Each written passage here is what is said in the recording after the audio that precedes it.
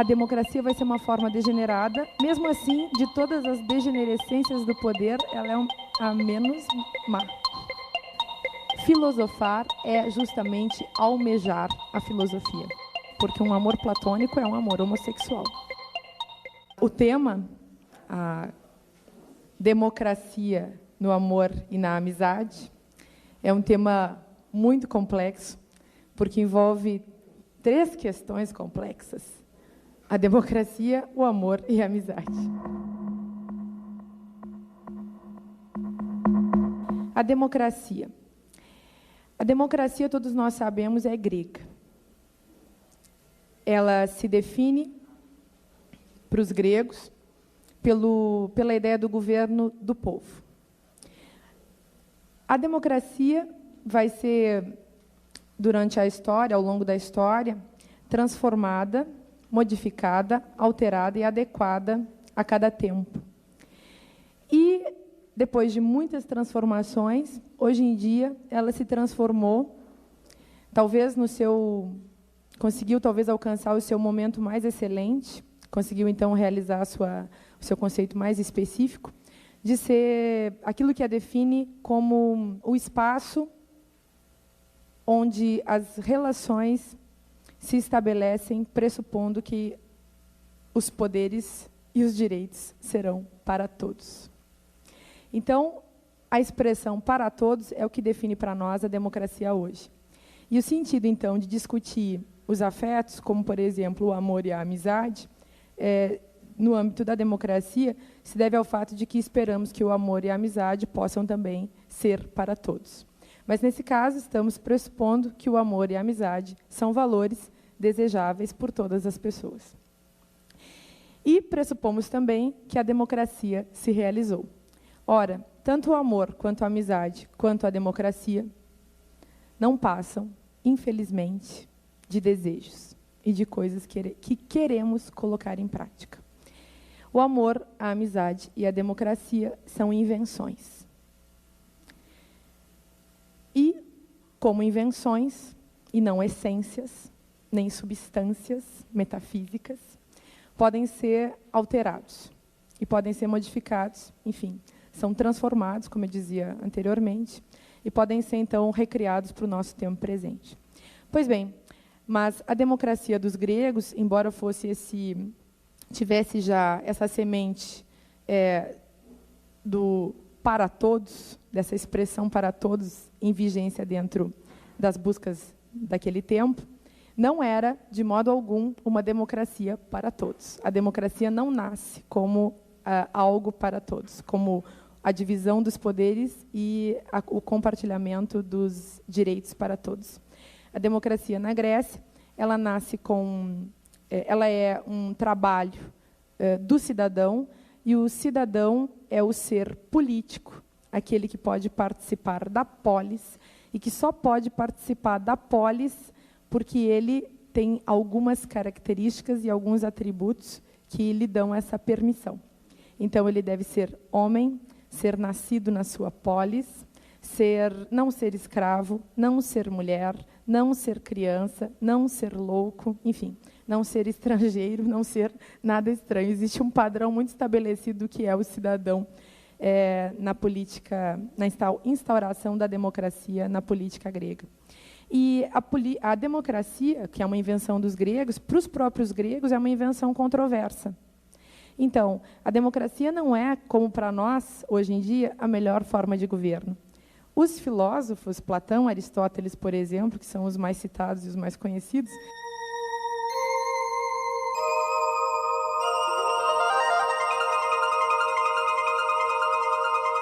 sempre vão dizer que a monarquia é a melhor forma de governo.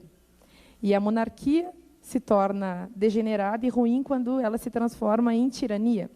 E a democracia pode ser, para Aristóteles, apenas, como ele coloca na sua Ética Nicômaca, por exemplo,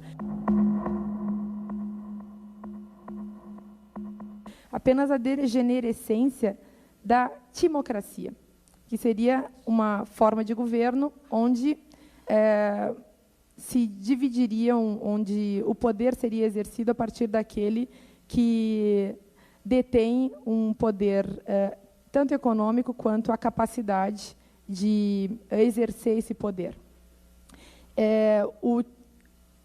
Na democracia, o governante é o dono de todos os poderes e aquele que sabe exercê-los com vigor. E a democracia vai ser uma forma degenerada, mesmo assim, de todas as degenerescências do poder, ela é a menos má. E, para nós, se transformou, depois de todo um processo longo na história, se transformou na melhor forma de governo. Então, partindo desse pressuposto de que, hoje em dia, a democracia é a ação de compartilhar os poderes entre todos e, assim, distribuir os direitos e providenciar os direitos a todos, vamos pensar o que é o amor e o que é a amizade. E o amor? Vamos começar também dos gregos. Os gregos também inventaram o amor. Os gregos inventaram pelo menos 3 formas de amor, as mais conhecidas: eros, filia e ágape. O que é eros? O lugar mais conhecido onde se fala de eros, onde nós então temos notícia dessa questão, é no famosíssimo Simpósium Platônico, o Diálogo do Banquete.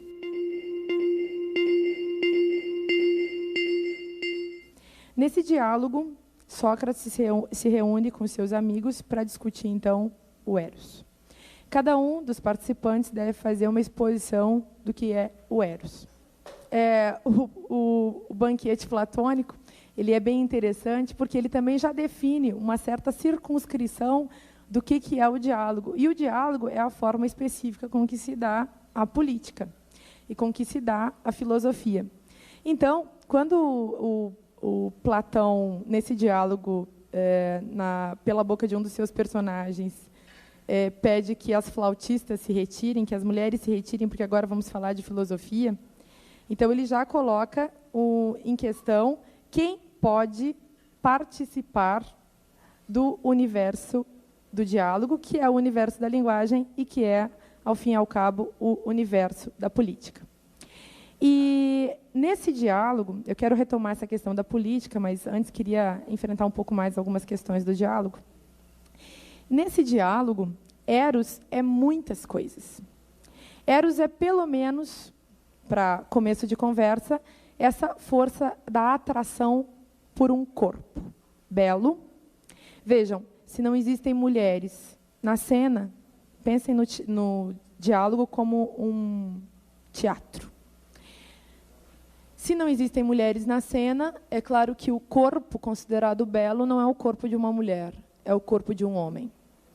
É claro que o diálogo, então, se dá entre homens, que é uma conversa entre homens, e que a base filosófica que está ali exposta é a da homossexualidade. Dá para dizer que, no banquete platônico, o desenho da filosofia que se faz é de um diálogo homossexual. Se nós quisermos trabalhar o banquete platônico como um mito da invenção da filosofia, que é bem possível, poderíamos dizer a filosofia é um diálogo entre homens. E o corpo masculino é tomado como o modelo, o elemento que impulsiona a eros exercer sua função. E o que é, então, essa função de eros? Eros é aquele impulso que me faz, não a mim, porque sou mulher, lá no banquete não posso estar falando isso, mas se eu sou um homem, eu posso dizer, o corpo do outro, que é um corpo belo, um corpo que me comove, vamos dizer assim, esse corpo me leva a pensar numa beleza maior do que aquela beleza visível, do que aquela beleza apenas corpórea. Então, o interesse de Platão na exposição do Eros é o de dizer que há algo que eu posso conhecer através dessa beleza visível e sensível, mas que sempre me joga para mais longe e me faz pensar numa beleza ideal. Então, o corpo e a beleza do corpo é um lugar de passagem. E o Platão sempre pensa assim, os diálogos do Platão são sempre orientados nesse sentido. Tem um outro diálogo dele sobre a amizade, que é Ulisses, em que ele vai também trabalhar com a ideia de que a amizade que eu tenho com um amigo concreto sempre é motivo ou é meio, é caminho para me levar até ao ideal de amizade. Então, Eros, assim como a filia no Ulisses, são... depois eu quero falar mais da filia. Mas Eros é caminho. E, nesse sentido, aparece um outro motivo para Eros. Eros é o método. E Platão vai falar muito, então, nesse diálogo, Platão, na boca de seus personagens, Sócrates principalmente, vai falar muito, então, desse caminho do conhecimento. O caminho para a verdade é justamente Eros. E Eros, então, é impulso. É o desejo de saber mais do que o próprio saber. Aquilo que compete ao humano, aquilo que o ser humano pode saber, na verdade, é apenas desejo de saber. Porque a verdade de todas as verdades, a compreensão das ideias, ela apenas vai se dar depois de um longo e árduo caminho que nos leva, então, até essa instância do ideal. A filosofia de Platão, ela divide um mundo das ideias e um mundo sensível. Que o mundo das ideias é sempre um mundo que está fora do mundo, um mundo onde residem, onde estão as verdades, onde está o bem, o belo e o verdadeiro, e como essências e como, digamos, verdades que pairam por sobre todas as demais supostas verdades. Na verdade, esse mundo sensível, esse mundo onde nós estamos, esse mundo dos fenômenos, esse mundo dentro do qual nós convivemos, é um mundo falso, o mundo da aparência, o mundo das coisas que não são verdadeiras, portanto. Mas nós não podemos simplesmente descartar essa realidade e precisamos aprender a utilizá-la ou a conviver com ela até que possamos encontrar a verdade das verdades nesse tal mundo das ideias. Bom, e Eros, então, vai ser impulso, num certo sentido. No outro sentido, ele é método. É ele que vai explicar o sentido da filosofia, então, como impulso para o saber, desejo pelo saber e, enquanto desejo, a parcialidade do próprio saber, enquanto filosofar é justamente almejar a filosofia. E por isso Sócrates dirá, em outros diálogos, repetirá isso, e isso ficou famoso, sei que nada sei. Porque desse mundo e diante daquilo que é a minha condição humana, eu posso apenas supor, eu posso apenas desejar saber e posso apenas alcançar a certeza de que saber, na verdade, é saber sobre minha própria ignorância. Então, esse é o amor platônico. Um amor platônico é um amor homossexual. É um amor entre homens. Nós usamos muito impropriamente essa expressão. E isso, quer dizer, considerando, claro, o significado que ela tem dentro dos diálogos do Platão. Ele é Eros. Então, o tipo de amor que eu posso ter por algo que almeja não apenas o sensível, o corpo, aquilo que eu vejo, mas aquele algo mais que eu suponho. Aristóteles. Aristóteles, aluno de Platão, então, escreverá uma Ética Nicômaco, no qual ele vai falar um pouco sobre o amor e muito sobre a amizade. Platão deu mais importância ao amor do que à amizade, deu mais importância a Eros do que à filia. Aristóteles dará mais importância à filia do que a Eros. E o que é Eros para Aristóteles? É um sentimento, é uma emoção, é uma paixão. O que é a amizade? O que é a filia?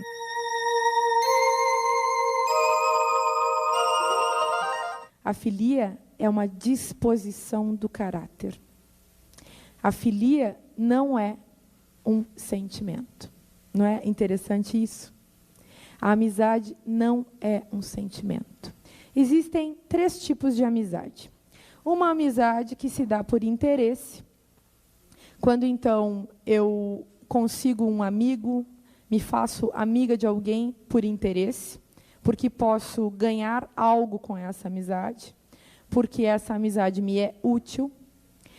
E, nesse caso, o outro é, para mim, apenas um meio para alcançar um outro fim.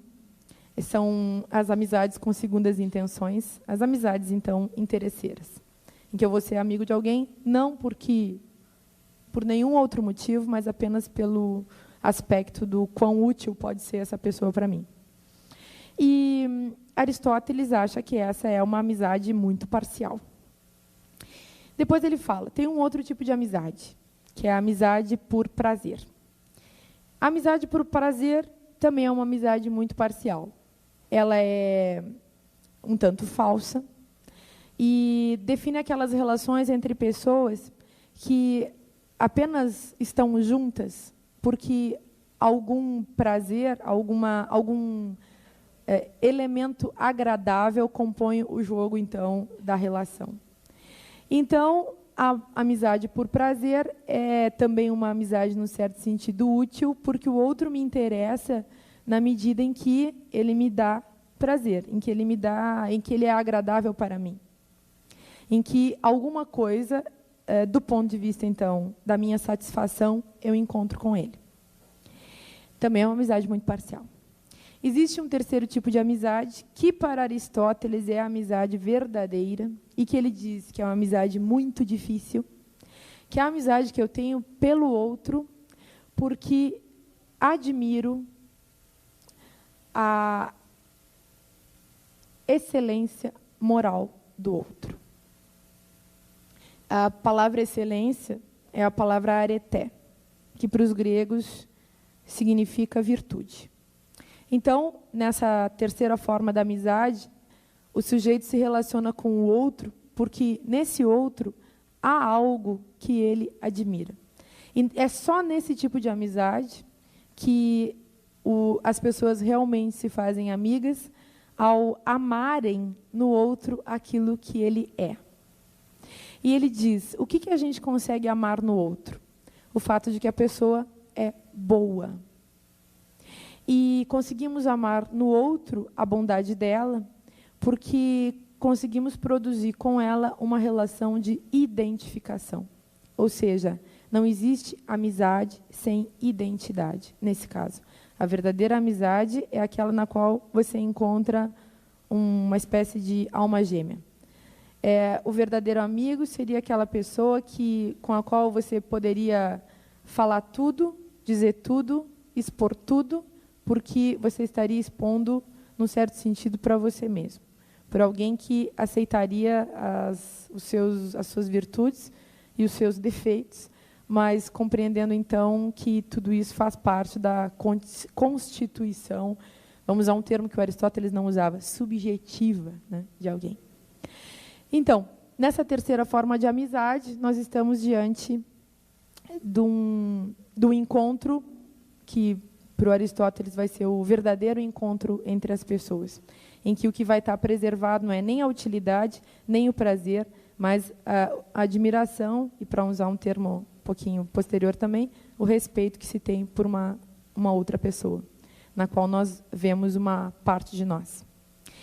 E essa forma de amizade, então, ela é muito difícil. Eu suponho que, no tempo presente, hoje em dia, essas três formas de amizade ainda são cabíveis e nós podemos discutir o nosso momento também a partir delas. Parece que Aristóteles já tinha, então, percebido algo de essencial das relações humanas, vamos dizer assim, uma modalidade, um modo bem simples de definir como se dão as relações humanas de um modo universal. Bom, então, a amizade ela vai se produzir no Aristóteles no contexto da ética, mais do que no contexto da política. No contexto da ética, por quê? E por isso ele vai escrever na sua Ética Nicômaco e não na sua política sobre a amizade. A Ética Nicômaco é um livro que ele escreve para o seu filho e é um livro, então, em que ele está preocupado em pensar, como vocês devem imaginar, a questão do indivíduo. Como um indivíduo pensa a si mesmo e pensa suas relações com os outros, sejam eles pessoas individuais, seja a instituição ou as instituições. Então, a ética coloca em cena esse âmbito da problematização particular, o espaço da deliberação de um sujeito consigo mesmo. Por isso, Aristóteles vai falar que a amizade não é uma emoção, nem um sentimento, mas ela é uma escolha. E é uma escolha racional, uma escolha que o indivíduo faz pensando, então, racionalmente no que ele está estabelecendo com uma outra pessoa. E ela, então, diz respeito ao âmbito da ética, não diz respeito ao âmbito da política. É difícil fazer a amizade penetrar no terreno da democracia, porque, em princípio, ela diz respeito ao terreno da ética. Isso não quer dizer que, na Ética Nicômaco, Aristóteles não tenha discutido também questões da política. Nesse capítulo mesmo, onde ele fala da amizade, ele discute um pouco a questão da política, mas o problema da forma como ele coloca diz respeito muito mais ao âmbito da decisão individual. Seria mais ou menos assim, o momento em que o indivíduo tem que descobrir o que ele quer com a política. E, desse ponto de vista, a questão que cabe é que espécie de laço o indivíduo tem coragem de construir em relação aos outros. Nunca posso decidir a partir daquilo que o outro quer de mim. E ele fala também, em relação à amizade, que desejar ser amigo de alguém é uma coisa muito possível, muito fácil, muito constatável. Todos nós desejamos ser amigos de pessoas interessantes, legais, boas, queridas, enfim, pessoas que nós respeitamos ou achamos que têm um valor. Mas ele fala que produzir uma amizade, isso é muito difícil. Então, a amizade ela requer um trabalho. E, nesse caso, a impressão que dá nos textos do Aristóteles é que a amizade é um valor muito maior do que o amor. E, enquanto que no Platão, o amor é um valor muito maior do que a amizade. Mas, no território da política, a amizade pode também se transformar numa coisa muito perigosa no Aristóteles.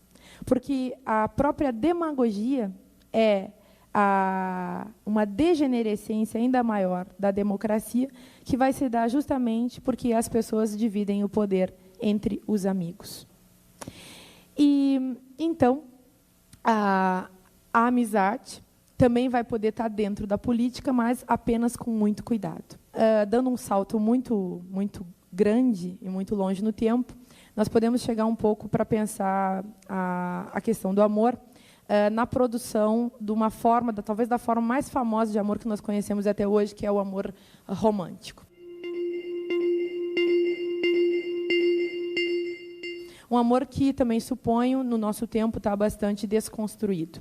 Mas o amor romântico ele tem uma origem. E ele tem uma origem medieval, que se dá com o André Capelão, naquele tratado do Amor Cortês. E que é um livro escrito, então, na Idade Média mais tardia, do século XII, quase do final da Idade Média. Mas ali são compiladas todas as ideias e, digamos assim, todos os mitos que rondavam essa questão das relações até esse tempo.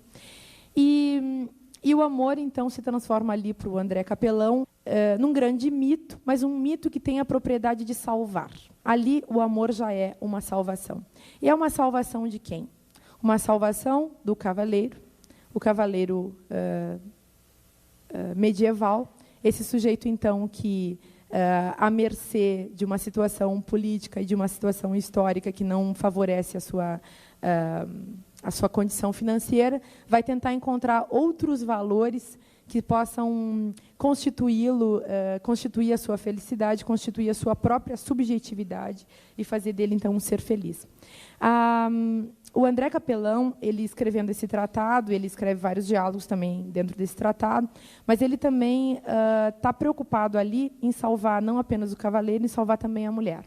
Como vocês sabem, então vejamos, desde o banquete de Platão, as mulheres foram excluídas desse território do Eros.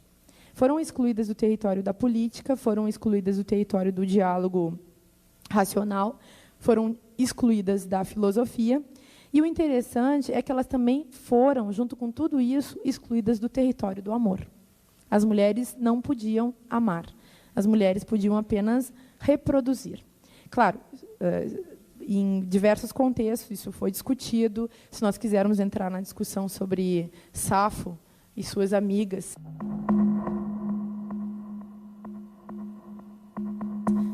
Talvez possamos encontrar um território onde ainda o amor feminino pudesse se dar, mas, de qualquer maneira, há uma bipartição, há uma desconstrução, ou melhor, uma construção de um lugar bipartido em que as mulheres vão ter que estar sempre apartadas dos homens. Bom, então, o amor cortês, quando ele é inventado, ele surge na intenção de retirar a aura de diabolização da mulher medieval, a mulher bruxa, a mulher má, de dar um lugar para essa mulher Virgem Maria, essa mulher boa, essa mulher, então, que é a mãe de Cristo, e com o qual nós podemos associar a figura de todas as mulheres. Então, a dama do cavaleiro medieval, ela é uma mulher amada, idolatrada, adorada, porque ela é uma mulher santa. E esse tipo de amor, então, que se devota a essa mulher, é um amor sagrado. Um amor em que a condição de santa da mulher é completamente imprescindível para ele poder se realizar. Nesse caso, nós estamos diante de uma situação em que não entra em nenhum momento em cena a questão democrática, porque a mulher, nesse tratado, é claro que ela vai estar colocada dentro de uma relação, mas ela não vai estar numa relação de disputa sobre o amor. Existem diálogos, as mulheres vão conversar com os homens sobre o amor, mas o objetivo do tratado do André Capelão, isso declarado por ele mesmo, é fazer com que a mulher seja seduzida, que a mulher se entregue aos encantos do amor. E quais são, para o André Capelão, os 3 elementos que podem, então, favorecer a constituição do amor? Favorecer a que uma mulher se entregue e aceite aquilo que ele chama de amor.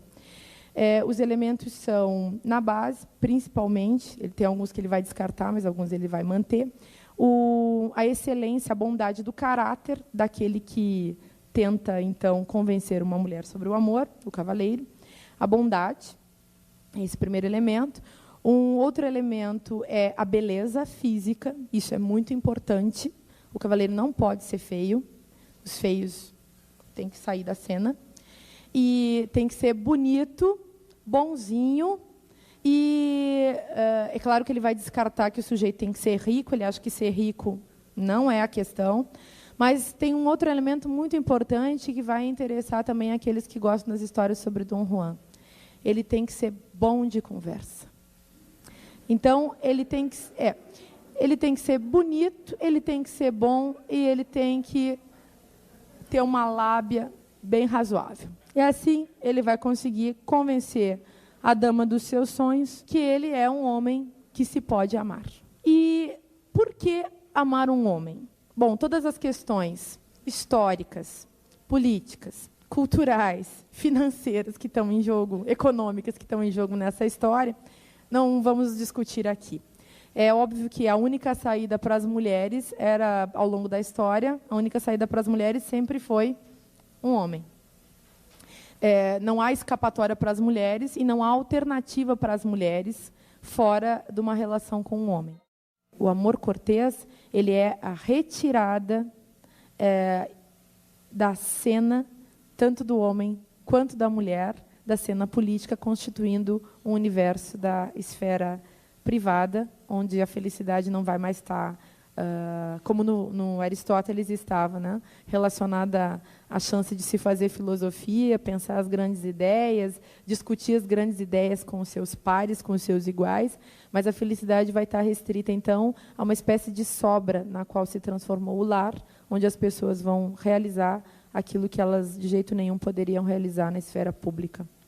Vejam que o que muda de cena é a felicidade. Antes, a felicidade era pública, ela dizia respeito à realização do indivíduo como um ser que pensa, um ser que se dá ao trabalho da investigação intelectual, da vida contemplativa, daquilo que eles chamavam bios theoretikos, da vida, então, construindo teorias, construindo pensamentos, pensando o sentido da realidade, para um universo onde os seres humanos vão se sentir felizes porque tem um amor, uma única pessoa, no caso, uma mulher ou um homem, e muitos filhos. Porque é claro que o amor cortês também lançava a ideia, bem ao gosto da Idade Média, de que é preciso ter uma família e é preciso ter muitos filhos, muitos fiéis, todos amando a Santa Madre Igreja.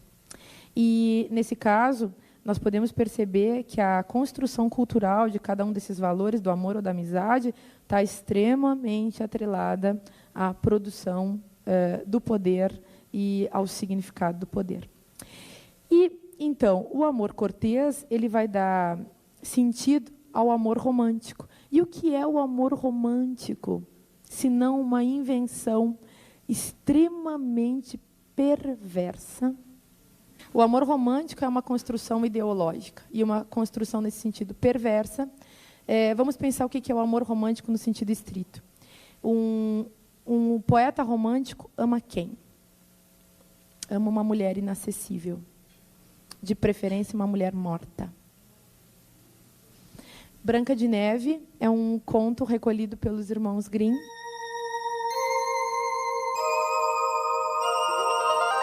Por exemplo, no período romântico, no final do século XVIII e começo do século XIX. Eles recolhem seus contos e a Branca de Neve vem a ser justamente essa mulher morta, que é a mulher perfeita. Quem é essa mulher perfeita? Ela tem cabelos negros, pele branca, boca vermelha. Sua mãe morreu na janela desejando para ela esse desenho. O desenho da melancolia, o desenho da infelicidade. Ela vai ser sem sangue na sua pele, com sangue na sua boca e emoldurada em negro. O negro é a cor da escuridão, a cor da noite. Mas essa Branca de Neve, a mãe de Branca de Neve morre, Branca de Neve continua viva, vai ser condenada à morte por uma madrasta e, escapando da morte por um puro acaso, vai viver dentro de um território, de uma floresta, junto com anões que vão novamente trancafiá-la dentro de casa.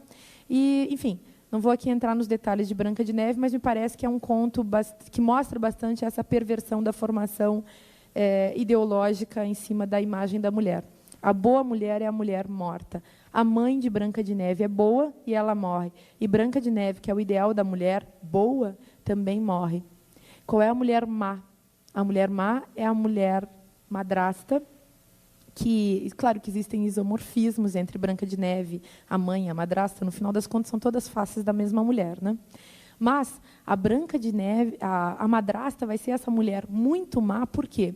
Porque, olhem que interessante, ela se olha no espelho, ela sabe quem ela se acha bonita. Ela não quer que ninguém mais seja tão bonita quanto ela, ou seja, ela está muito disposta a disputar um poder. E tem um detalhe muito interessante, ela odeia a Branca de Neve. Claro que ela odeia a Branca de Neve. A Branca de Neve é uma boba. Ela só pode odiar Branca de Neve, porque a mulher emancipada odeia, a mulher que tem identidade própria, odeia nela mesma a figura da mulher submissa, morta, e que só poderá ser acordada pelo beijo de um cavaleiro andante, que é esse príncipe que vem num cavalo branco e que vai lhe dar, então, significação. Esse é o conto também, não apenas da melancolia, mas é o conto do amor romântico. Uma mulher morta é acordada por um príncipe. Os poetas românticos, todos os romantismos, em qualquer país, em qualquer dos casos, todo romantismo, sempre, todo poeta romântico ama uma mulher ou inacessível ou morta. Vejam Novalis.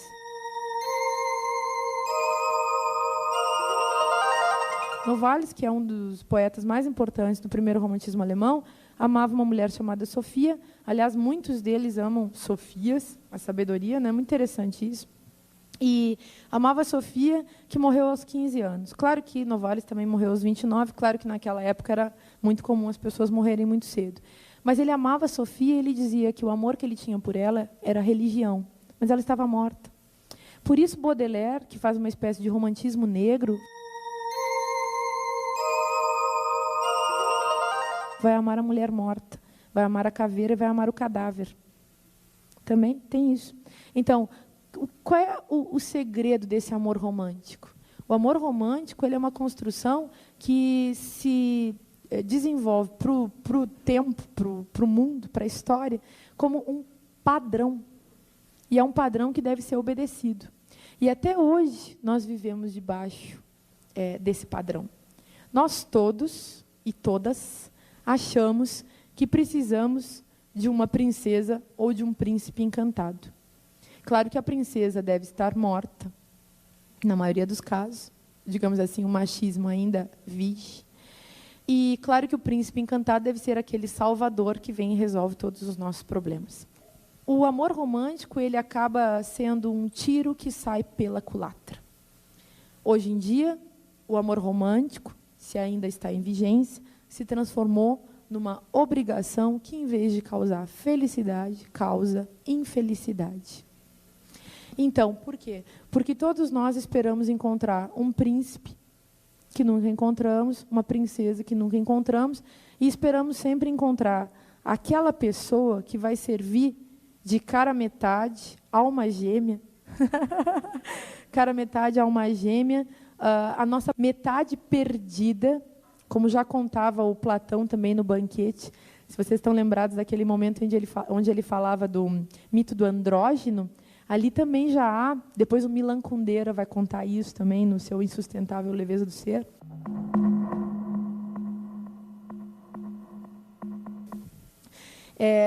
Ele vai aproveitar isso para fazer a configuração da sua história, né? Então, ali também, o que é o amor?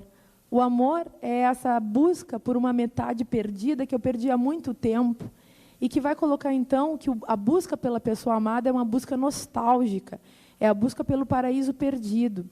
Para a psicanálise, vai ser a busca pela mãe, a busca pelo útero, a busca por aquele prazer imenso de estar num amor que sempre foi absoluto.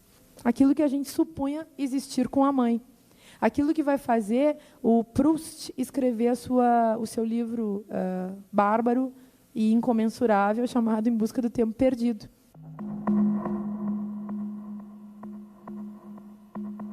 Ali há uma busca por um passado, por um paraíso perdido, que é justamente aquele paraíso que nunca vai ser reencontrado. É um paraíso que nunca mais retorna. Que, do ponto de vista, então, psicanalítico, é esse estar com a mãe como ideal de uma relação. Então, reconstituir essa relação perfeita, edênica, paradisíaca, guardada no âmbito nostálgico do nosso ser, com pessoas concretas, se isso vira uma obrigação, se transforma também numa tragédia. E quem não puder, ou quem não quiser, ou quem não conseguir produzir esse tipo de relação, se sente condenado à infelicidade.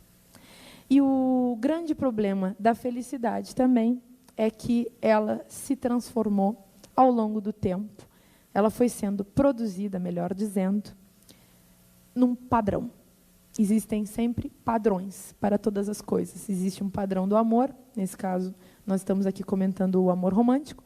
Existe um padrão também para a felicidade. E o padrão da felicidade está extremamente associado, no nosso tempo, ao amor romântico.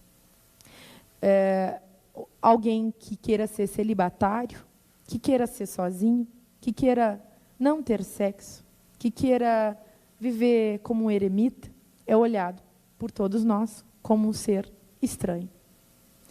Parece um infeliz, é um coitado que não pode se relacionar com ninguém. Ou aqueles que vivem relações homossexuais. 2 homens casados, 2 mulheres casadas, ou vivem relações homossexuais e sem o formato do casamento. Simplesmente se relacionam. Às vezes até do modo que nós chamamos muito pejorativamente de promíscuo. Essas pessoas também são olhadas como seres estranhos. Por quê? Porque não estão dentro de um padrão. O que seria a construção da democracia no território dos afetos no nosso tempo? Democrática seria aquela sociedade, me parece, em que os indivíduos, democrática do ponto de vista dos afetos, né, em que os indivíduos pudessem chegar, se sentissem no direito, ou se sentissem tranquilos, no mundo democrático, então, para se proclamarem segundo seu prazer com a vida. Sou celibatária, sou bissexual, sou heterossexual, estou hipersexual, estou transexual, estou assexual. Vocês vejam que eu troquei do sou para o estou, porque se nós realmente produzíssemos uma democracia nesse âmbito, o sujeito, ele, homem ou mulher, poderia se dizer de qualquer modo e aparecer de qualquer modo. E todos nós aceitaríamos tranquilamente, pensando, ele encontrou um modo de ser feliz, mais do que um padrão para a felicidade. Eu acho que uma tarefa ética, filosófica, antropológica, psicanalítica, uma tarefa daqueles que pensam, hoje em dia, essas questões, é justamente ajudar a desconstruir esse padrão da felicidade em relação a qualquer coisa, mas principalmente em relação ao comportamento sexual. Nós podemos ser felizes de diversos modos. Nós poderíamos, talvez, tentar tirar de cena uma questão que o Caetano Veloso colocou. O Caetano Veloso, tanta gente cita, parece que é o novo Sócrates, né? Qualquer coisa, porque ele tem umas sacadas interessantes, mas assim, sabe aquela música que diz todo mundo quer saber com quem você se deita? Se nós pudéssemos destituir o sentido dessa questão, nós produziríamos um avanço na nossa sociedade. Porque isso não interessa. Porque isso não produz a verdade democrática no sentido de uma felicidade para todos. Os padrões são contrários à democracia e são contrários, nesse caso, à felicidade. Se é para todos, não pode haver um padrão, porque os indivíduos nunca vão conseguir se estabelecer dentro do padrão. Sempre vai ficar alguém de fora. E vejam, nesse sentido, a democracia e o conceito com o qual a gente está lidando aqui agora, ele já é bem diferente daquele conceito que os gregos forjaram. Lembrem, então, a primeira questão que nós colocamos aqui hoje foi essa. A democracia ela surgiu como uma relação entre alguns iguais que excluía vários outros. A proposta da democracia mais contemporânea é que tudo seja para todos. Então, não pode haver mais uma exclusão daquilo que a gente chama a mulher, daquilo que a gente chama o louco, daquilo que a gente chama o estrangeiro. Nós poderíamos, ou nós deveríamos tentar conversar e produzir esse território da discussão com todos e com qualquer um. Com todas as pessoas que quisessem participar. E, inclusive, nós deveríamos criar o território para que o solitário, o celibatário e o eremita pudessem também ser felizes. Mas, como dizia um filósofo, do qual eu gosto muito, que esse ano fez 100 anos de nascimento, o Theodor Adorno,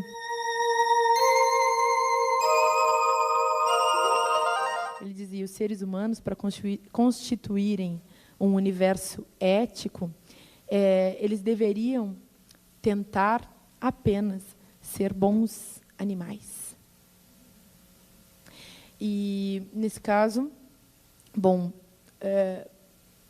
temos que desconstruir, ao fim e ao cabo, inclusive, esse sentido do que é ser humano, para que possamos incluir na nossa humanidade, sempre produzida, desde que nos conhecemos como história, né? Desde que nós temos uma certa consciência dessa produção, nós temos que desconstruir isso que nós produzimos e produzir novas modalidades que sempre privilegiem a liberdade de expressão e de ação das pessoas rumo a uma sociedade em que não hajam mais violências diretas e nem violências mascaradas. O padrão da felicidade, nesse caso, é violência simbólica, violência mascarada, e contribui apenas para o controle, usando um pouco do Foucault, né?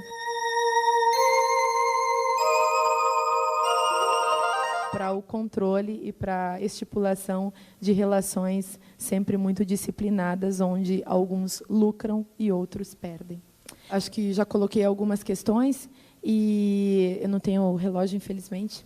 E eu acho, então, que, a partir dessas colocações feitas, algumas mais provocativas, algumas mais tranquilas, que nós possamos, então, fazer uma discussão a partir disso. Aqui. Oi. Nunca li Adorno. Tá? E, então, me fica na cabeça uma questão. Sermos bons animais, né? Primeiro, o que é bom, né? Segundo, afinal de contas, o que é ser animal, e terceiro, o que é ser humano, né? São 3 questões que, assim, temos que ser seres humanos. Bom, se eu posso ser feliz de qualquer forma, né? Eu até cochichei aqui com a minha amiga, que bolsa eu ponho a pedofilia, né? Vamos começar. No final, eu falei sobre a tentativa de desconstruir o padrão, que é bem importante. Citei o Adorno, porque acho que ele realmente, nessa frase, ele desconcerta, inclusive, muitas coisas das que eu disse. E aí dá para a gente entrar numa boa conversa, né? Ser humano é uma coisa muito mais complexa e muito mais completa do que aquilo que queriam os filósofos iluministas. Mas ser animal, na época que o Adorno discutia isso, era voltar a pensar o corpo. E mesmo hoje em dia, em que nós já avançamos tanto na discussão, nós ainda não pensamos até as últimas consequências nesse elemento do corpo como constitutivo disso que é o ser humano. Ao longo da história, todos os filósofos, todos os políticos, os antropólogos e, no século XX, os psicanalistas e todo mundo que veio a discutir isso, todo mundo tentou configurar o que é um ser humano. Já pararam para pensar? E nós também temos, então, que, nesse sentido, desconstruir esse tal de ser humano. Mas eu acho interessante essa tua questão, por muitos motivos. Acho que isso que eu comento só em alguns aspectos serve como resposta, porque tu colocas a questão muito séria, né, do que é a violência, então, quando um ser humano, então, se desinstaura, se coloca para fora, no final das contas, disso que, em todas as tradições e em todos os sentidos, nós quisemos, ao longo da história, grafar como sendo um ser humano. Né? Oi. Na sua colocação sobre democracia, você enfatizou bastante a questão da manifestação individual, ou da liberdade de expressão. Parece que a sua colocação sobre solidão é exatamente o contraponto a essa questão da decisão conjunta. E aí eu acho que a sua colocação é mais, não sei, de repente um melhor título para a sua colocação seria anarquia, amizade e amor, porque a democracia implica numa decisão conjunta que deve ser seguida por todos. Então, todos se manifestam, deveria, né? Quer dizer, A democracia implica o acordo. Mas a democracia, mesmo implicando o acordo, isso é constitutivo do seu conceito, ela precisa produzir um espaço para todos. Se ela não produz um espaço de aceitação daquele que quer viver sem falar, sem conversar, sem participar, pressupondo, claro, que, em algum sentido, ele sempre está participando, porque as relações sempre são dialéticas, se a democracia não produz esse espaço, ela implode consigo mesma. Então, eu diria, a democracia ela é melhor, sem dúvida, que a anarquia, porque ela pode providenciar, inclusive, o espaço do anárquico, como algo que vai estar incluído, porque é impossível excluir por completo. A anarquia ela não está excluída do nosso contexto, nem a tirania, nem as várias formas de autoritarismo que nós conhecemos. Mas nós temos que aprender a conviver e compreender a mão dupla dessas coisas. Eu não acho bom fazer uma defesa da democracia sem pensar nos furos da democracia. Isso eu realmente não acho. Assim como não acho bom a gente pensar o amor para todos sem pensar no ódio. Não é bom a gente pensar na filia dos gregos sem pensar no neikos, que é o ódio. E o Aristóteles falava nos dois. Quando fala de Eros, também fala de Eris, que é a discórdia.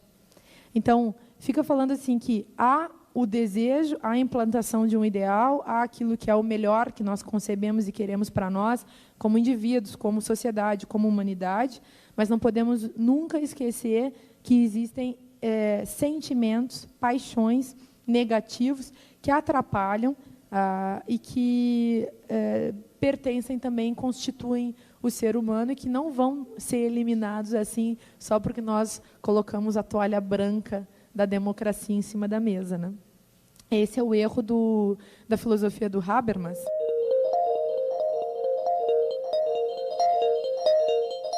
Que é uma filosofia da democracia. Ele fala muito, então, dessa sociedade ideal de fala, dessa comunidade ideal de fala. Ora, sem considerar todo o aspecto da diferença daqueles que não vão poder ser incluídos nessa comunidade de fala, e de tudo aquilo que não é racional e que está incluído no nosso discurso.